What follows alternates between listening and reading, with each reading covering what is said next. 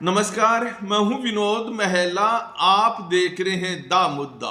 राज्यसभा के लिए चुनाव कांग्रेस पार्टी के लिए अब सुगन बनकर आ रहे हैं।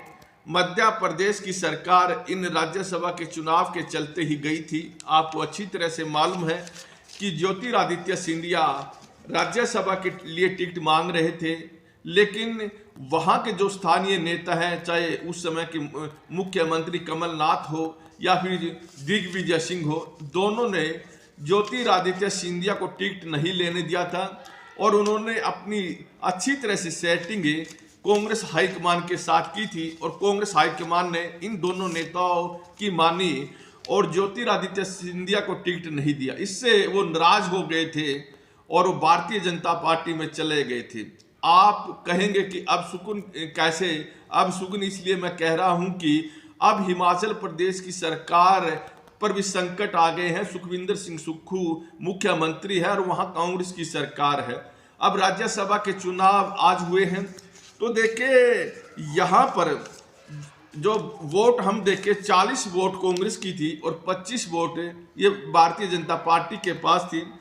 कांग्रेस पार्टी ने यहाँ पर अभिषेक मनु सिंघवी को अपना प्रत्याशी बनाया। अभिषेक मनु सिंघवी के साथ जो कांग्रेस के 40 विधायक हैं, इनमें निर्दलीय भी हैं। इन विधायकों ने नाश्ता अभिषेक मनु सिंघवी के साथ किया। उसके बाद वोट पड़नी शुरू हुई और अभिषेक मनु सिंघवी को पूरी उम्मीद थी कि वो चुनाव जीत जाएंगे। कारण साफ है कि आंकड़े उनके पक्ष में थे, 40 कांग्रेस के पक्ष में और 25 भारतीय जनता पार्टी के पक्ष में थे। लेकिन भारतीय जनता पार्टी ने पूरी सेटिंग पहले से कर ली थी। उन्होंने आंकड़े बदलने अब आ रहे हैं और इसमें बड़े निपुण हो चुके हैं। जब वोट हुई और वोटों की गिनती हुई तो आंकड़े 34 पर आ गए, यानी 34 वोट कांग्रेस को मिली और 34 वोट भारतीय जनता पार्टी को मिली है। लिहाजा आप कह सकते हैं कि यहाँ क्रॉस वोट हुई है और क्रॉस वोटिंग के बाद जब 34 का आंकड़ा आया, उसके बाद मटके से पर्ची निकालेगी और यहाँ पर अभिषेक मनु सिंघवी का जो भाग्य है वो जवाब दे गया और यहाँ भारतीय जनता पार्टी के जो प्रत्याशी हैं हर्ष महाजन, वो चुनाव जीत गए।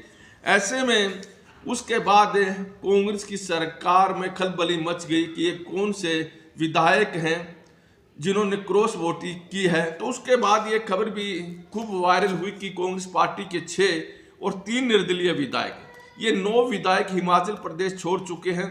सीआरपीएफ के जवानों की जो सुरक्षा में ये पंचकुला पहुंच चुके हैं। हरियाणा के पंचकुला शहर में अब ये आ गए हैं। ऐसी खबरें वायरल हो रही है। उधर भारतीय जनता पार्टी ने दावा किया है कि जो सुखविंदर सिंह सुक्खू है उनकी सरकार है अब बहुमत के जो आंकड़े हैं, यानी बहुमत खो चुकी है और भारतीय जनता पार्टी दावा कर रही है कि वो सुखविंदर सिंह सुक्खू सरकार के खिलाफ अविश्वास प्रस्ताव लेकर आएंगे। और दावा यहाँ तक किया जा रहा है कि कई अन्य विधायक भी उनके संपर्क में हैं। ऐसे में अगर भारतीय जनता पार्टी का यह दावा सच निकलता है और भारतीय जनता पार्टी सुखविंदर सिंह सुक्खू की सरकार के खिलाफ अविश्वास प्रस्ताव लाती है और यह इसमें हो सकता है कि सुखविंदर सिंह सुक्खू की सरकार गिर जाए, तो कह सकते हैं कि अब सुखविंदर सिंह सुक्खू की सरकार है वो पूरी तरह से संकट में है और राज्यसभा के चुनाव ने उनकी पोल खोल दी है। तो इसलिए कह सकते हैं कि राज्यसभा के चुनाव अब कांग्रेस पार्टी के लिए अब सुगुन बनकर आ रहे हैं। तो देखें, भारतीय जनता पार्टी से पहले कर्नाटक की सरकार भी गिरा चुकी थी, मध्य प्रदेश की, और अब हिमाचल की सरकार भी खतरे में है। अगर हिमाचल की सरकार गिरती है तो लोकसभा चुनाव में भी पार्टी को इसका फायदा मिलेगा। और जिस तरह से ये कांग्रेस के विधायक नाराज हैं और उनके गृह डिस्ट्रिक्ट के विधायक नाराज है मुख्यमंत्री के, तो निश्चित तौर पर कह सकते हैं कि भारतीय जनता पार्टी को लोकसभा चुनाव में भी इसका फायदा मिलेगा। और भारतीय जनता पार्टी को लग रहा था कि हिमाचल में कांग्रेस की सरकार है, वहाँ थोड़ी दिक्कत आ सकती है, लेकिन जो अब